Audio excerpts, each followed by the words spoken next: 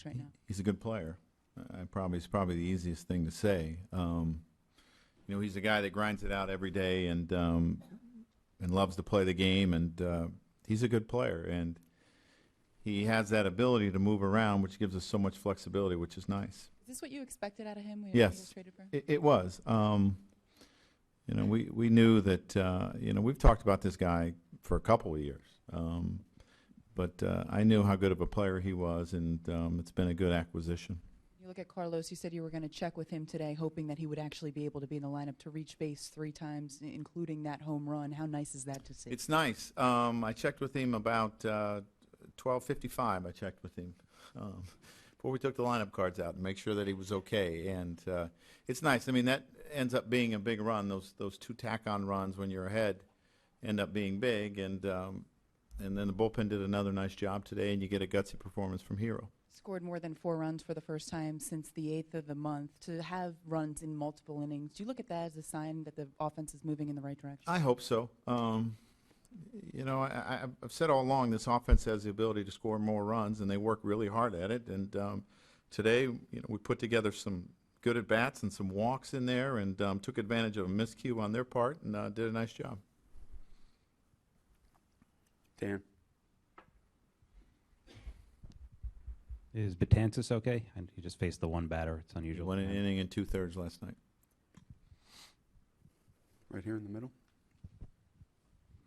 Considering how poorly Kuroda had finished last season, is it encouraging to you just how consistent he's been late into August? Yeah, it is.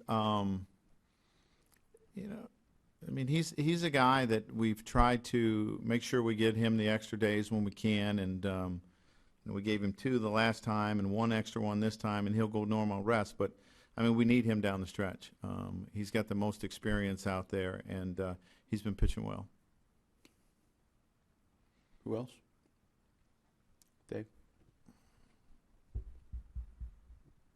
Joe, just when Torrey was in here earlier talking about his day and his career, he said that your job is tougher than the one he had managing this team. Would you agree with that? I mean, you played for him, and yeah. now you're in the chair now and doing that. Would you agree with his assessment of what you go through now? I don't know about that, but obviously it was a great day, and it's nice to win on a day like today when so many people came back, and Joe meant a ton to all of us. He really did, and G talked about him being a second father. I think all of us would talk about him being a mentor to us. And to see Yogi back in the house was great, and all the people that came back, and the message from Mel, and to see Soot Zimmer. Joe meant a lot to a lot of people, and I think you saw that today. Andrew. Joe, the way you guys started this homestand to be on the cusp of possibly going 4-2, what does that mean to you? Well, it could be a good homestand. Find a way to win a game tomorrow. We've won a few in a row here after losing a couple in a row, and we have a tough opponent tomorrow. We know that, but we got to find a way to win this game and have a good homestand. Anthony. Joe, I know he stayed in the game, but do you have any concern about Teixeira getting hit? It looked like it got kind of the meat of the calf there. Yeah, whenever a guy gets hit, you have concern, and you don't know what's going to happen tomorrow and how they're going to respond and how it's physically going to respond, and is it going to be tight tomorrow? So there's some concern. I know Prado's bounced around a lot in terms of positions, but he's hit really well since you put him at second base. Is there any relation to there, do you think? I don't think it's a big enough sample size to say that that's the reason. So you're not inclined to keep him there? No. Well, I have been a lot, and he'll play there a lot, but I may have to move him around tomorrow. Anyone else? I'm sorry. Go ahead, Anthony. In the 4th inning, I think it was, you guys still scored the 2 runs, but what was going on the bases there?